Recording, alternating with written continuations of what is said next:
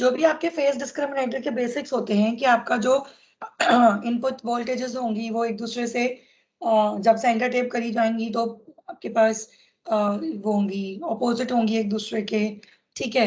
180 degree out of face होगा एक voltage दूसरे वोल्टेज से, वो सब बेसिक सेम रहेगा, ठीक है। जो स्ट्रक्चरल चेंज आएगा आपके पास यहाँ पे वो हम ड्रॉ कर लेते हैं जल्दी से।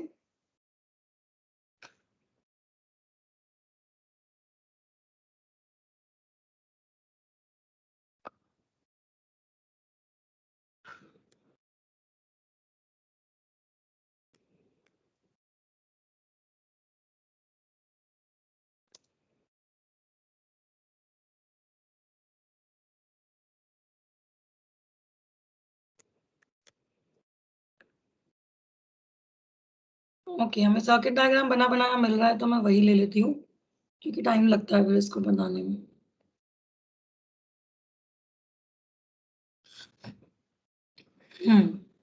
ये ठीक लग रहा है, चलो।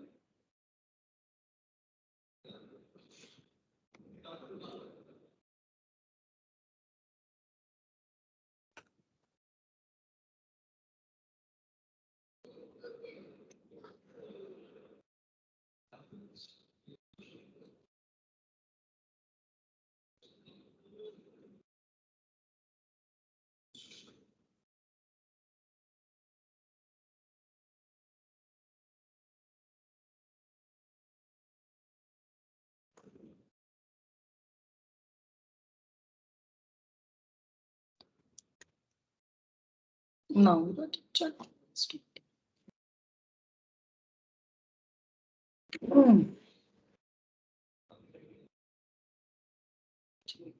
Okay, so this is your ratio detector. क्या बताया था मैंने आपको कि आपके पास एफएम का इनपुट आएगा in input of the primary windings पे, देन उसके बाद आपके पास यहाँ पे एक इंडक्टर, ये टैंक सर्किट लगा हुआ है सी और एल का। Then these are the secondary windings. Secondary windings आपकी सेंटर टेप हो रखी हैं जहाँ पे बीच में एक रेडियो फ्रीक्वेंसी कॉइल लगा हुआ है, ठीक है। 2 डायोड्स हैं। अब डिफरेंस क्या होता है रेशियो डिटेक्टर और फेज डिस्क्रिमिनेटर में कि फेज जो फर्स्ट सीले होता है उसमें ये जो सेकंड डायोड है इसका डायरेक्शन ऐसे होता है, ठीक है। रेशियो डिटेक्टर में क्या किया हमने, डायरेक्शन रिवर्स कर लिया। तो ये हमारा पहला चेंज हो गया। दूसरा चेंज, यहाँ पे एक high value capacitance add on हो जाता है C9 में, ठीक। तीसरा चेंज, हमारे पास जो आउटपुट लेने की जगह है, position of taking the output, that has been changed. पहले हम कहाँ पे आउटपुट लेते थे, इस रेजिस्टेंस के बाद। अब हम कहाँ पे आउटपुट ले रहे हैं, इनसे पहले, आरसी सर्किट से पहले, ठीक है। मतलब दोनों सर्किट्स के बीच में से आउटपुट ले रहे हैं, राइट। अब देखो इसमें वर्किंग कैसे इसकी चलती है। वर्किंग इसकी ये कहती है कि हम मानते हैं कि ये जो हमारा हायर कैपेसिटेंस है C9, ठीक है, इसके अक्रॉस हमारे पास वोल्टेजेस हैं VO1 एंड VO2, ठीक है। ये कैपेसिटेंसेस हैं C5 एंड C6, इसके अक्रॉस हमारे पास वोल्टेज है VO1 एंड VO2। हमें क्या करना है, इन वोल्टेजेस की वैल्यू से इस रेजिस्टेंस के अक्रॉस वोल्टेज लेना है। ये पूरा रेजिस्टेंस अगर मैं देखूं तो I can say that it is VR and VR is what? VR is VO1 plus VO2, ठीक है। आप चाहो तो इसको मॉड में भी रख सकते हो, रख ही लेना, ठीक है। अब V आउटपुट कहां से लिया जाएगा, V आउटपुट इस टर्मिनल से लिया जाएगा, यहाँ वाले, ठीक। तो सिमिलरली V आउटपुट क्या हो जाएगा आपके पास, VO, मैं मान लेती हूँ इन टर्मिनल्स को नाम दे देते हैं। First terminal is named as T1, second is named as T2, ठीक। और ये जो पॉइंट है इसे बोलते हैं T,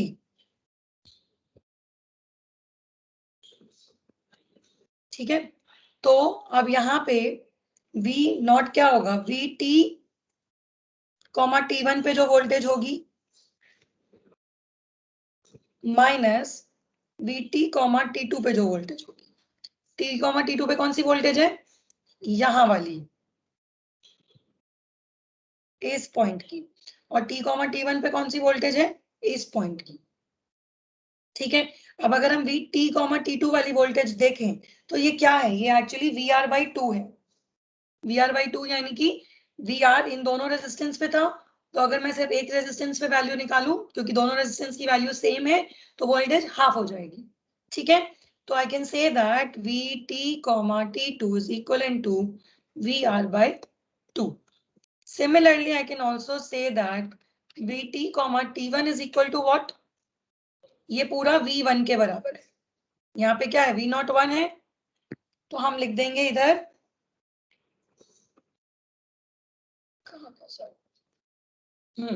हम यहाँ पे लिखेंगे V02 minus VR/2।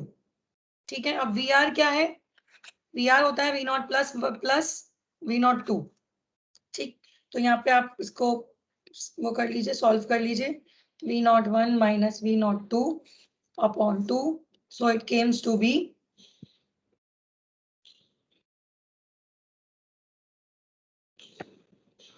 V02 minus V01 by 2. So this is your V output.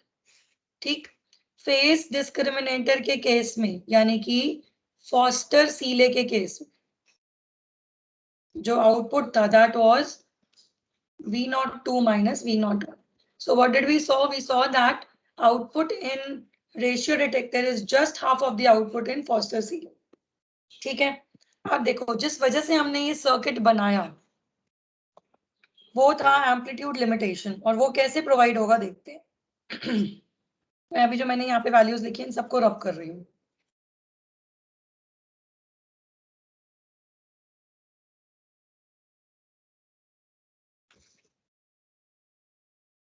ठीक है, आप समझते हैं।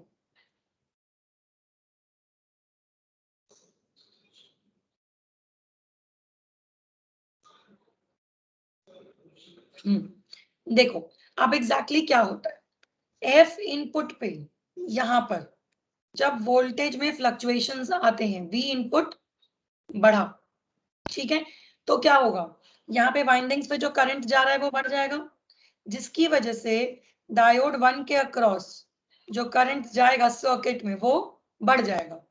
ठीक है, इंक्रीज हो गया। अब इसके इंक्रीज होने से क्या होगा, इस करंट के इंक्रीज होने से आपके पास जो इधर लोड करंट है, यहाँ पे लोड करंट आरसी का जो कॉम्बिनेशन है, ये आरसी, ये लोड है, तो जो लोड करंट इस सर्किट से इस वाले पार्ट में आएगा वो भी बढ़ जाएगा। ठीक है, जिसकी वजह से वी आउटपुट जो है, भाई इंडक्टर, आपके पास एक इंडक्टर है मान लो एक्स, और आई एल, ये है वी आउटपुट, तो अगर आई एल बढ़ा तो वी आउटपुट बढ़ना चाहिए।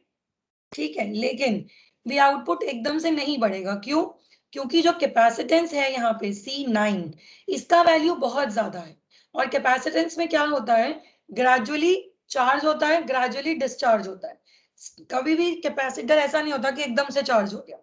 ठीक है, तो जो टाइम कैपेसिटर इस करंट को अपने अंदर इनपुट कराने में लेगा, उस टाइम में यहाँ पे ये जो आपकी वायर है ना, इनमें बहुत डिस्टर्बेंस बढ़ जाएगी, जिसकी वजह से ये इस सेकेंडरी वाइंडिंग को डैम्प कर देंगे। क्यों, यहाँ पे जो करंट बढ़ा वो इसके थ्रू वापस गया, वापस जाने की वजह से इसने इस सर्किट को डैम्प किया। डैम्प किया मतलब इसकी वैल्यू को, मतलब इसको और गूंथ दिया और कम कर दिया।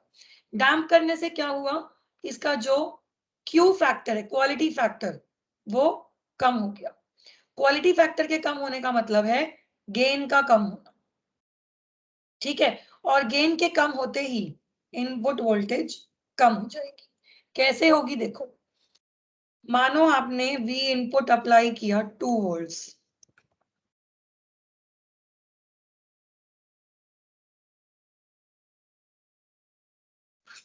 ठीक है, हमने वी इनपुट अप्लाई किया 2 वोल्ट्स का, और ये जो 2 वोल्ट्स का इनपुट है ये हमारे पास एंटर किया एक ट्रांसफॉर्मर में या एक डिवाइस में, जिस डिवाइस का गेन सपोज करो 4 था। ठीक है, तो अब जो आउटपुट पे वोल्टेज आएगा वो 2 वोल्ट्स इंटू 4, यानी 8 वोल्ट्स का आउटपुट जाएगा, बढ़ जाएगा। गेन का काम होता है मल्टीप्लाई करके वैल्यू को बढ़ाना, एम्पलीफाई करना। ठीक है, आप सपोज करो मैं इस गेन को किसी भी तरीके से 2 कर देती, ठीक, और उस टाइम पे मेरा ये 2 वोल्ट भर के 4 वोल्ट हो गया। तो अब 4 वोल्ट इंटू 2 क्या आएगा? 8 वोल्ट। यानी कि मैंने गेन को कम करके वोल्टेज को वही रखा जो वो पहले थी। And this is what is amplitude limitation, है ना। एम्पलीट्यूड को लिमिट कर दिया मैंने, गेन की वैल्यू को कम बढ़ा घटा के, तो उससे मेरा एम्पलीट्यूड लिमिटेशन अचीव हो गया। ठीक है, क्लियर है ये सबको? किसी को कोई डाउट है एम्पलीट्यूड लिमिटेशन क्या होती है तो पूछिए please. What I told you, we input बढ़ा जिसकी वजह से डायोड करंट बढ़ा, लोड करंट बढ़ा, लोड करंट की बढ़ने से भी आउटपुट बढ़ना चाहिए, बट ऐसा नहीं हुआ। क्यों? क्योंकि C9 में वैल्यू बहुत हाई है। जब तक ये चार्ज होता तब तक इस बढ़े हुए करंट ने दूसरे डायोड की रिवर्स डायरेक्शन की होने की वजह से आपके वाइंडिंग्स को डैम्प कर दिया, जिसकी वजह से क्यू फैक्टर कम हुआ। क्यू फैक्टर कम हुआ, गेन कम हुआ। गेन के कम होने से इनपुट पे जो इंक्रीमेंट हुआ था वो डिक्रीज हो। वाइस वर्सा, ये उल्टा काम भी करता है। उल्टा कैसे? वी इनपुट अगर कम हुआ तो आईडी कम होगा, आईएल कम होगा, आइडियली वी नॉट कम होना चाहिए। लेकिन हमारी कंडीशन क्या है? हमें वी नॉट को कांस्टेंट रखना है, जिसकी वजह से हमारा क्या होगा? कैपेसिटेंस डिस्चार्ज होगा, लेकिन वो ग्रेजुअली डिस्चार्ज होगा, टाइम लगाएगा। टाइम लगाने की वजह से वाइंडिंग्स डैम्प नहीं होंगी, वाइंडिंग्स और एक्सपैंड हो जाएंगी। एक्सपैंड करने का मतलब है क्यू फैक्टर बढ़ाना। क्यू फैक्टर बढ़ाया तो गेन बढ़ाया, गेन बढ़ाया तो वी इनपुट बढ़ गया। ठीक है, so this is how ratio detectors work and this is how they provide amplitude limitation. This is a very important question. It generally comes in your paper that what is amplitude limitation and what is the device you are using for amplitude limitation. तो device आपको पता है ratio detector, और amplitude limitation क्या होता है आपको मैंने समझा दिया। ठीक, अब नेक्स्ट जो आपका सर्किट है जो कि एक डिटेक्टर है, frequency detector, that is known as zero crossing detector. ठीक है, ब्लॉक डायग्राम बना लेते हैं फिर I will explain.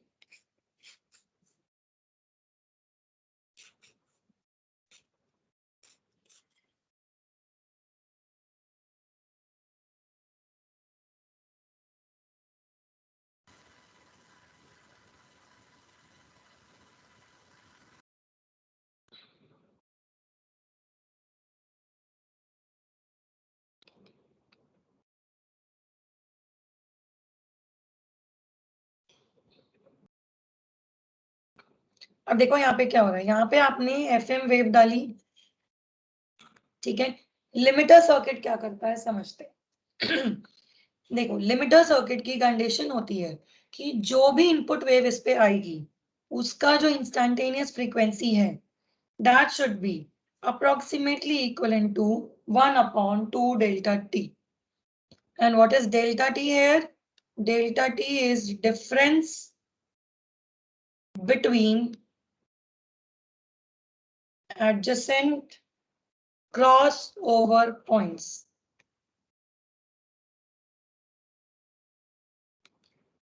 of FM wave. आप क्रॉसओवर पॉइंट क्या होता है समझते हैं?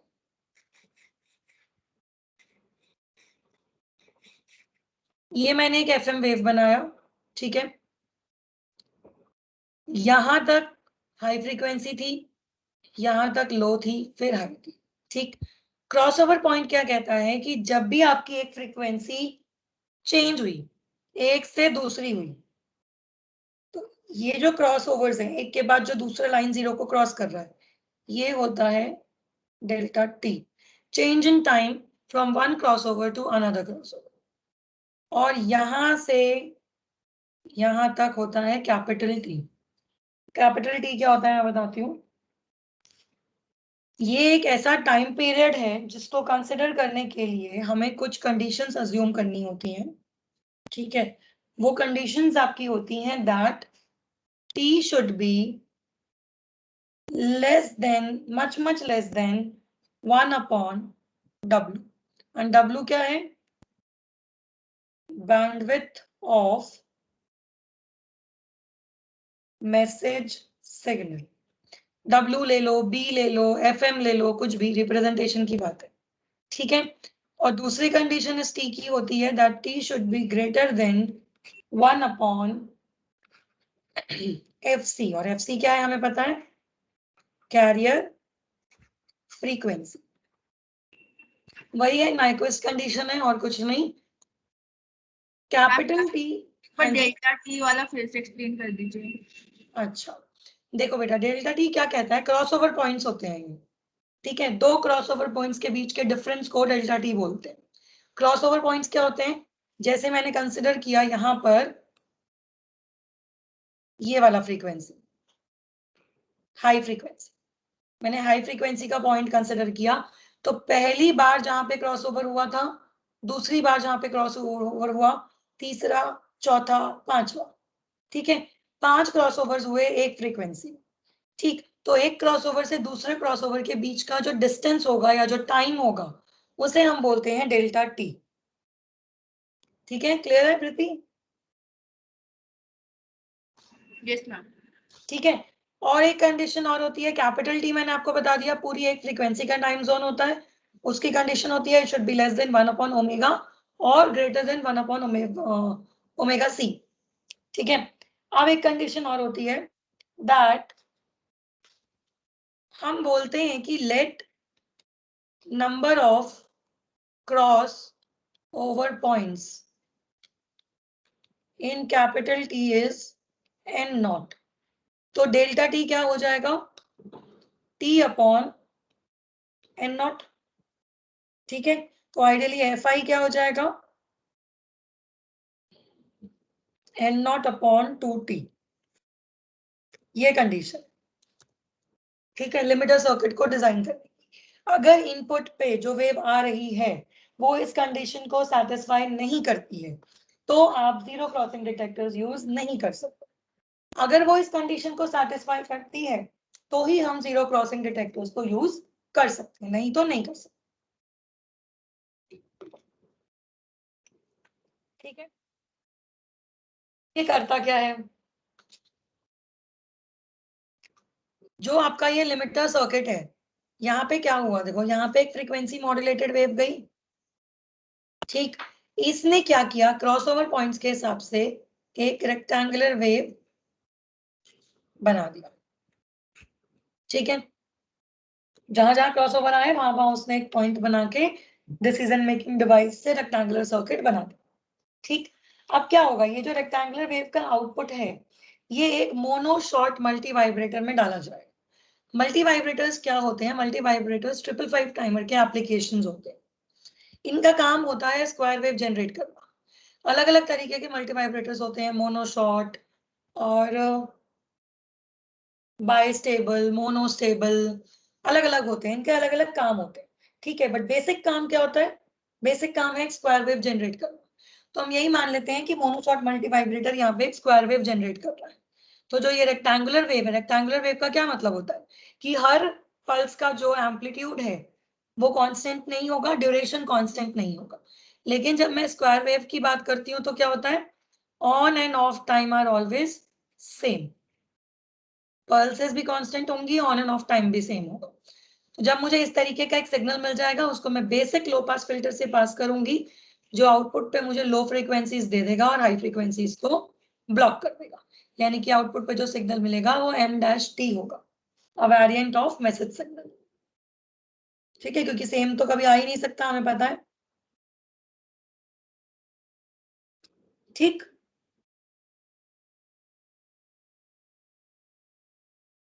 तो ये होता है आपका zero crossing detector,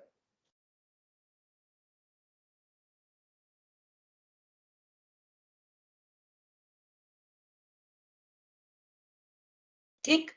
zero crossing detector बहुत ज्यादा कहीं यूज होता नहीं है क्योंकि इसमें लिमिटेशन होती है कि जो आपकी इनपुट पे फ्रीक्वेंसी आ रही है वो इस तरीके से डिजाइन होनी चाहिए, जो कि जनरली पॉसिबल नहीं हो पाता, ठीक है। तो अब एक छोटा सा डिफरेंस समझ लेते हैं जो हमारे बेसिक एफएम डिटेक्टर्स हैं उनके बीच में। बैलेंस्ड स्लोप डिटेक्टर, दूसरा था फ्रीक्वेंसी डिस्क्रिमिनेटर, नहीं फ्रीक्वेंसी नहीं, आई एम सो सॉरी, दूसरा आएगा foster Seeley discriminator.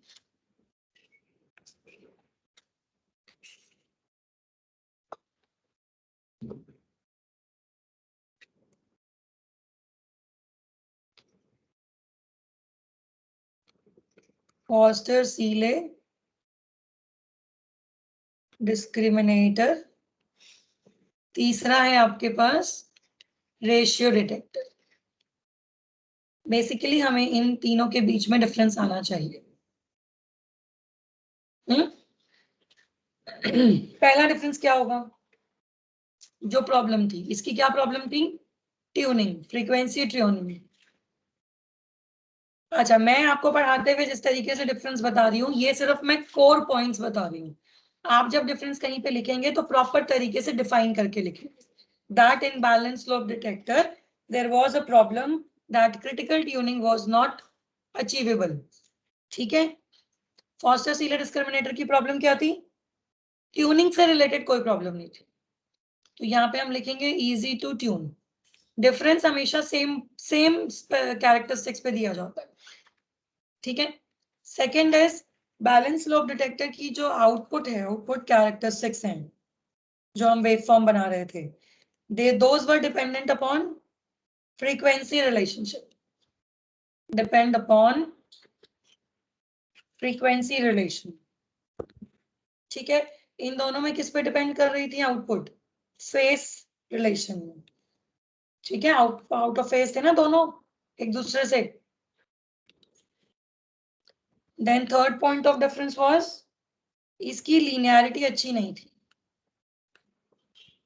Linearity was poor. इसमें गुड, क्योंकि ये भी फेस डिस्क्रिमिनेटर है, इसमें भी good. No amplitude limitation was there, मतलब इनपुट पे अगर वैल्यू चेंज होगी तो आउटपुट में भी चेंज हो जाएगी। इसमें भी सेम, नो एम्पलीट्यूड लिमिटेशन, इसमें प्रोवाइडेड। ठीक है। Fifth is application. Balance slope detector are not used anywhere now. ठीक है। These are used in FM radio receivers and satellite station receivers. ठीक है। रेशियो डिटेक्टर्स आप यूज करते हो टीवी रिसीवर्स में, जहां पे आपको नैरो बैंड एफएम रिसीवर्स चाहिए होते हैं वहां पे। ठीक, तो ये आपका बेसिक डिफरेंस था। Here we complete unit number 2 in which we talked about frequency modulation. ठीक है। अब फटाफट से काम और कर लेते हैं, because you are going to have your sessional on I think 4th। कब है सेशनल? डेट शीट आ गई? सेशनल कब है, किसी को पता है? अब ये भी मैं ही बताऊं? तुम्हारे ग्रुप पे शेयर हुई भी है और तुम मुझसे ही पूछ रहे हो। लेट मी चेक, ये देखो ये डेट शीट। मैम थर्ड को है। थर्ड को है कम्युनिकेशन का। Yes ma'am, first paper. देखो 3 जून को ये आपका टाइम है 10 बजे, सुबह वाली शिफ्ट में है आपका पेपर।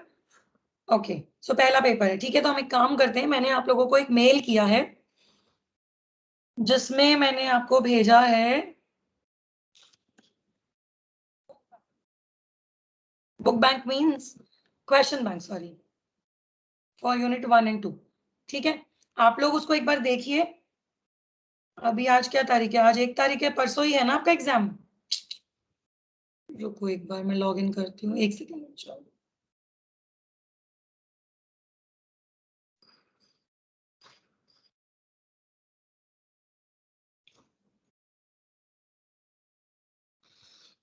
मैंने आप लोगों को मेल किया था।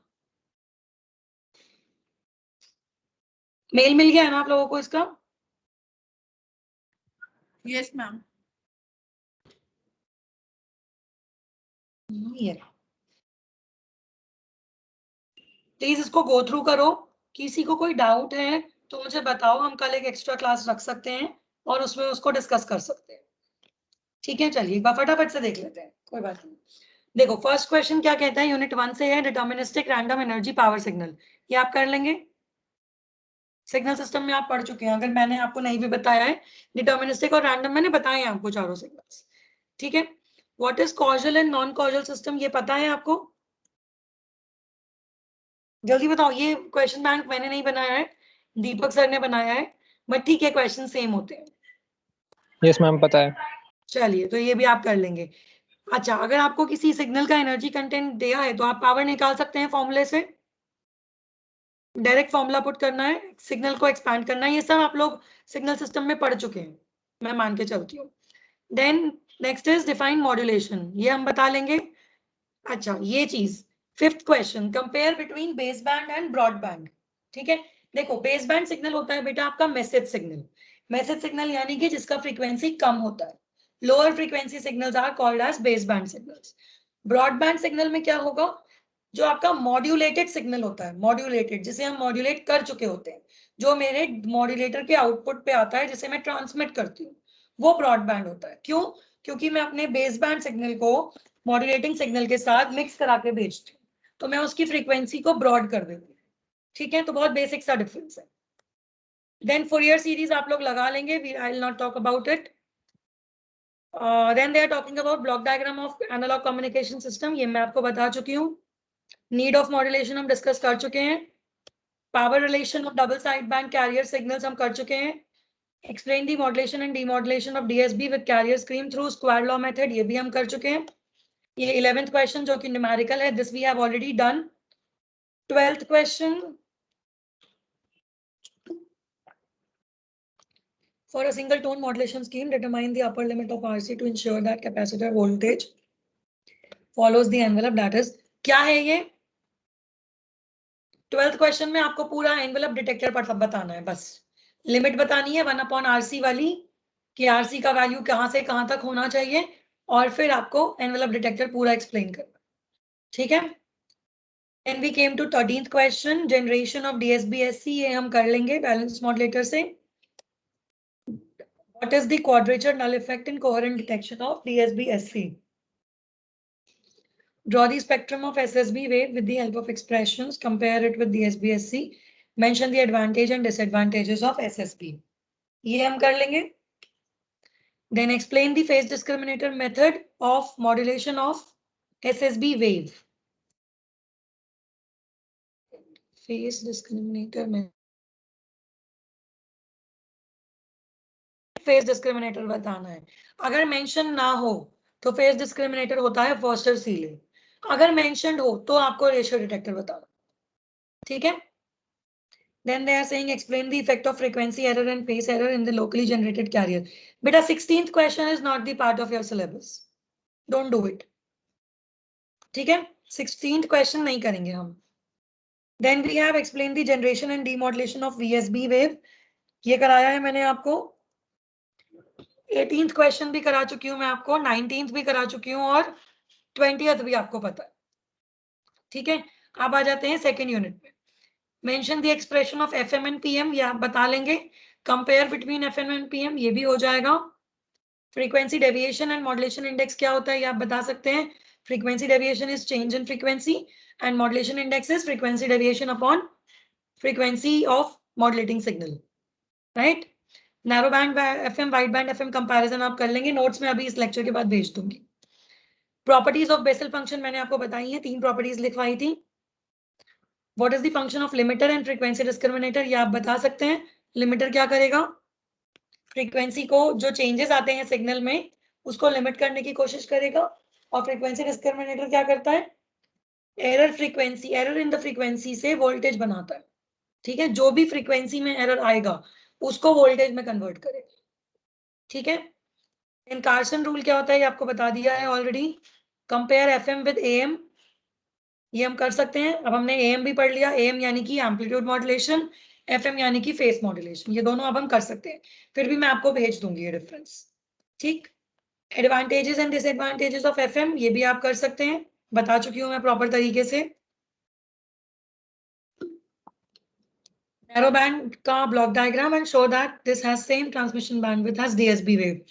ये पूरा क्वेश्चन 10th वाला कौन सा है, ये है, आप नैरो बैंड एफएम का ब्लॉक डायग्राम बनाएंगे, फिर आप बताएंगे जब हम एज्यूम करेंगे सिंगल टोन मॉड्यूलेशन तो बैंडविड्थ क्या आती है, ठीक है। अच्छा, 11th क्वेश्चन में क्या है, एक सिंगल टोन मॉड्यूलेशन सिग्नल लिया है इन्होंने जो कि फ्रीक्वेंसी मॉड्यूलेटेड है, जिसका कैरियर फ्रीक्वेंसी है 10 मेगाहर्ट्ज, डेल्टा एफ आपको गिवन है 75 किलोहर्ट्ज, तो आपको मॉड्यूलेशन इंडेक्स निकालना है, निकाल सकोगे?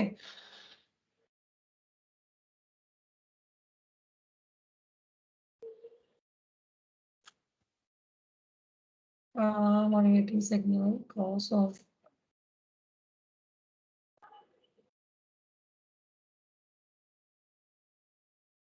बताओ, निकाल सकते हो?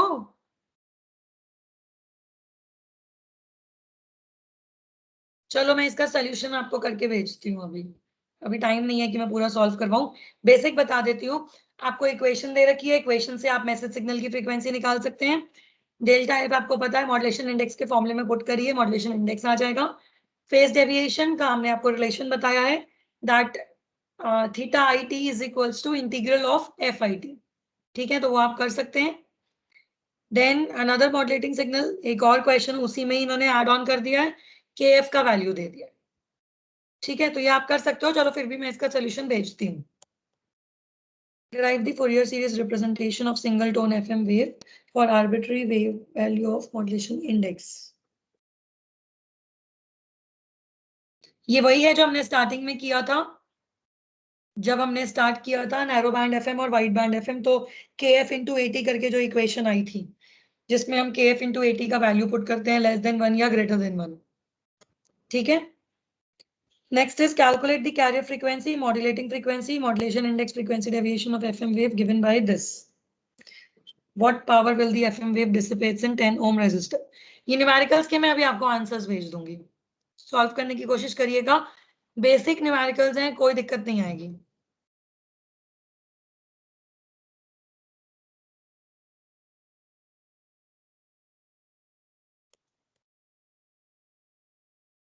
देखो मैक्सिमम क्वेश्चन बेटा मैंने आपको करा दिए हैं इसमें से।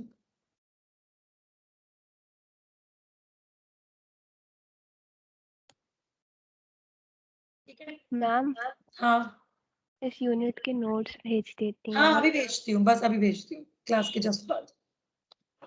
Ma'am yes ma'am. मैम हाँ जी मैम एक चीज पूछनी है मैम। पूछिए।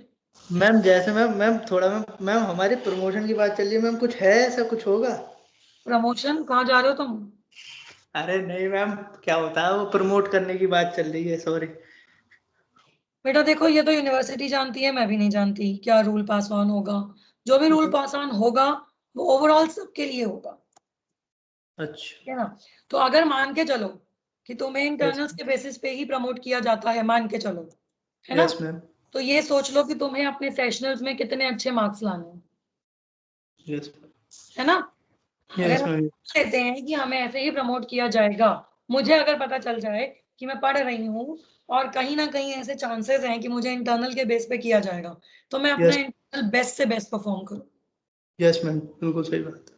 ठीक है ना। तो तो मैम अभी जैसे मैम अभी मैम कोई ये नोटिस आया, जैसे 12th के जो पेपर है वो 15 अगस्त से पहले, वो 12th कह रहा हूँ मैम, 4th ईयर के पेपर 15 अगस्त से पहले कराए जाएं और रिजल्ट 31 अगस्त से पहले निकाला जाए, 31 अगस्त तक।